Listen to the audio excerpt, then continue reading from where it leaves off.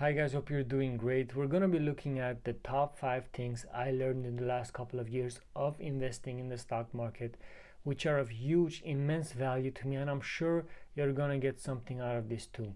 So basically, the way I was investing a couple of years ago was very reckless. It was very short-sighted and only thinking about making short-term gains, which is a huge red flag when it comes to investing, guys. Then I started reading books because I was losing money. So I had to change. Something had to change, guys. So I went and read some books by Warren Buffett, by Ray Dalio, and I got my fundamentals right. From then on, everything went better, guys. I didn't make millions just yet, but it went better, guys. So I'm gonna give you guys the top 5 things that I learned in the last couple of years, starting from the most important one, which means diversify.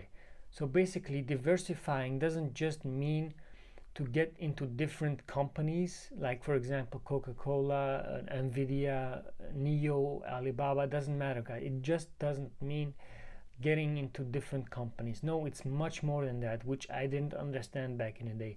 So what it is basically is, like Ray Dalio says in his book, to maximally go 5% inside of different branches. Like for example, when we're talking 5%, let's say you got $10,000, let's say.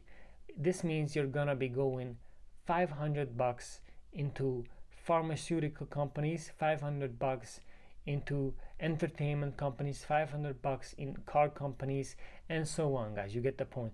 But it's not only limited to different branches of companies. No, let's say from those 10,000, from the 10K you got, you're gonna be investing in different countries, basically in different continents. We got the Indian markets that's rising up right now. The upper middle class is gonna be coming up in the coming 5 to 10 years for sure. It's gonna be a huge market value there. We got the US market, we got the European, Russian, which we don't have access right now, but in the future we're hopefully going to get some access there because they got some great companies too.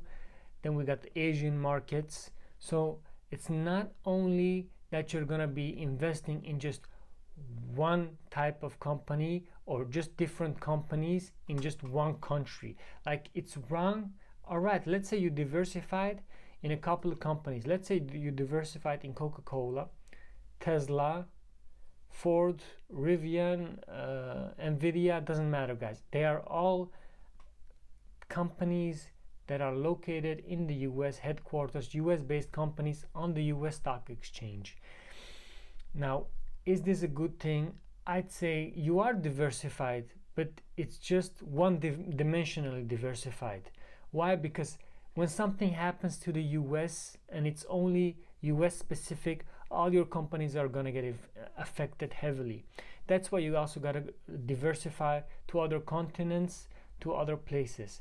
If you are diversified, let's say 5% in Chinese stocks, 5% in European, like French stocks, 5% German stocks, 5% US stocks, 5% Brazilian stocks, then you got a lot more diversification going on, guys.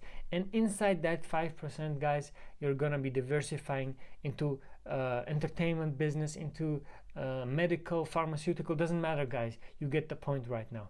This is something very important to diversify, because you don't want to be just relying on just one aspect. When shit hit the fan, you're gonna go down if that's what's going to be happening.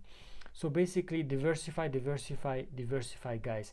And a very important example right now is, let's say you bought only Russian stocks, for example.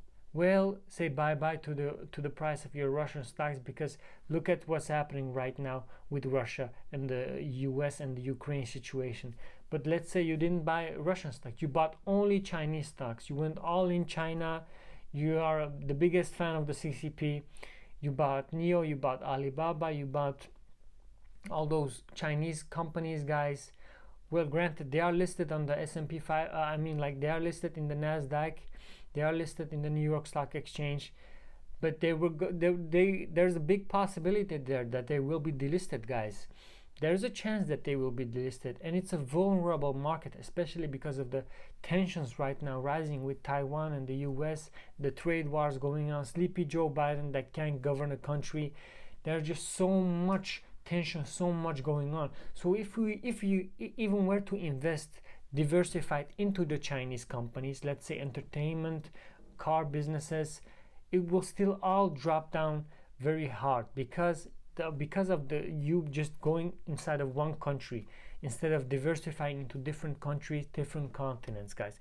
So most important point is diversify, guys. Now you get the point, I hope, which is very important. Let's go on to my second point, which is a long-term strategy, guys. You gotta make up for yourself. How long am I gonna be invested in a set type of company? How long am I willing to put money inside of the company? How long am I willing to put a monthly amount of money inside of the company? You gotta plan these things out. Write them always down. Have an agenda. Write things down. It's very important, guys. I learned it the hard way. You gotta write things down, and you gotta be accountable for the things that you wrote down, guys. Now let's look at, for example, NIO. NIO is a company I'm invested in. It's one of the companies I'm invested in, and they are right now hovering around $9 to $10 share value.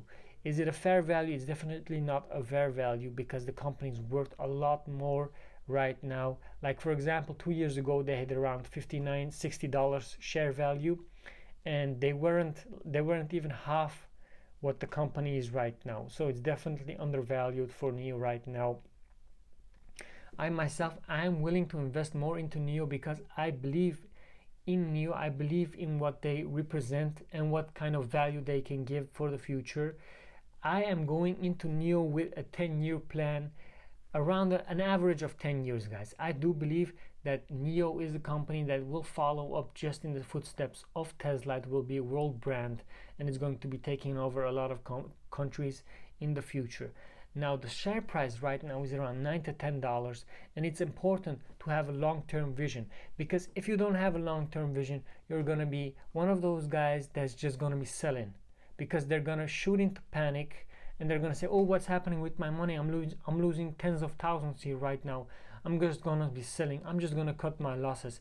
But when you did the research beforehand and you're thinking about long-term investing, then you know already this is a good thing, and this is actually a buying opportunity for me, if it's the case that you truly believe in the company and you truly believe that it's going to have a future.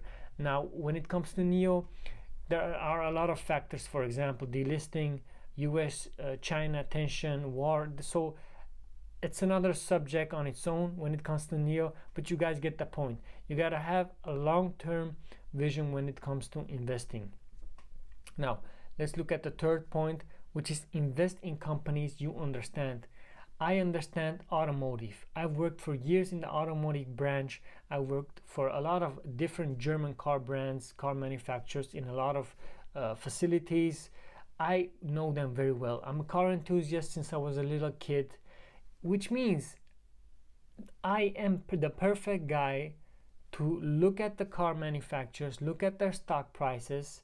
I can understand the value that they truly bring to the table for a stock investor like me. So I'm gonna be investing in car manufacturers. I'm not gonna be investing in Pfizer or Moderna, because if you're gonna be asking me something about genetically modified mRNA, antigen stuff, I don't know, guys. I don't know. Maybe if you're gonna be looking at short-term gains, like for example, if I'm going to be investing in the company right now because they're going to be making a lot of vaccines for the coming year or two, maybe. But hey, I'm not the guy with the short-term plan. I'm definitely not the guy, because short-term, anything can happen with any company. I only invest long-term, as I told you guys, and very important, invest in the companies so you know. So I'm only going to be investing in companies I understand. I understand their value. I'm not going to be investing in companies that I don't know anything about. So don't come at me with companies I don't know, even if I go and study the companies. Another point, even if I go and study the companies, if I don't have any feeling with the company, any touch with the company, I can't invest in them. You know why? Because if I have no feeling with the company, I won't do the necessary effort to go research the company, to go look at what they are producing, to go look at the numbers, the financials. It's not gonna be interesting to me. So always remember, guys, you gotta have some kind of love for the company that you're invested in. It's gotta be basically your little baby. So that's a very important point, guys. The fourth point I want to bring up is DCA, which I learned from an amazing book by the teacher of Warren Buffett, guys. I'm gonna put the name of the book in the comments down below. It's the fundamentals, guys. You gotta get your fundamentals when it comes to investing in the stock market. It's the most important book I've read for investing, and it's not a complicated book, guys. It's just covering the basics, the fundamentals, and if you get the fundamentals right, believe me, you're gonna be doing great when it comes to investing. Now, DCA stands for dollar cost averaging. What does it mean? Basically, it means, like, for example, I got one share of NEO at $10, which means when it drops to, let's say I bought one share of NEO at $100 and it drops to 50, I'm gonna buy another share at $50, which means the dollar cost average right now is $50. The average share price of my NEO stock is worth $50. I got $75. I got two shares. The average price of my shares is $75. And why is it important to DCA? Well, because if you truly believe in the companies you are invested in for the long term, it's the most important strategy to do, because you don't know where the bottom is, guys. You can't predict the bottom. You are not some kind of magician that's able to predict the bottom on the stock. It's impossible. You can have all your charts and everything mapped out. You're still not gonna be able to know where the bottom is. So it's best to just dollar cost average. If it goes down, have an amount of your monthly wage, monthly salary, set it aside to dollar cost average and put the money in the companies you truly believe and love. This is just amazing, guys. This is just important to do it. And most importantly, guys, I'm gonna be talking about the fifth point, and this fifth point is very important also, especially because of the situation right now that we're entering with the international markets, with the economy right now. It is cycluses. Basically what's happening, like every 7 to 10 years, I'd say, you're gonna have a positive, like a growth cyclus and a decline cyclus, guys. What I mean by that is the whole stock market is gonna be stagnant or declining, or it's gonna be in a growth phase. And right now we are just entering in a negative spiral, guys. We are right now in a recession, and it's gonna be bad for the coming couple of years. When you're thinking about making money, if you want to make gains, this is not going to be a very beneficial time to make money. But when we flip the coin on the other side, this is the time when you make money for the long term. You're not going to be swing trading, you're not going to be day trading. Maybe day trading, of course, but it's going to be harder even for day traders unless you become a short seller. But that's another conversation on its own, short selling. So guys, you got to understand the concept that the stock market works with cycluses. 7 to 10 years is going to be positive, 7 to 10 years is going to be negative. The best time right now to buy is right now, guys. In the coming year, right now, or in the coming, I'd say right now to around 2024 is most probably going to be the best times to buy, to dollar cost average, put your money in the companies you really love, because by the time they hit around 2030, 2035, those stocks you've already invested in, they're going to have their fruits. Right now you're just watering the plants. It's during the recessions that you got to water your plants. And I want to bring up a very important quote by Warren Buffett, guys. which is just super important. And I always remember this quote where he says, be greedy when others are fearful, and be fearful when others are greedy. Right now the whole world is in panic. Right now the whole world is very fearful. I kind of get it, guys, but human beings are very irrational when it comes to that. So you try to be as logical as possible, and the time to invest is right now. Just follow the strategies, read the books, dollar cost average, diversify, think long term, invest in companies you understand. That's very important, guys.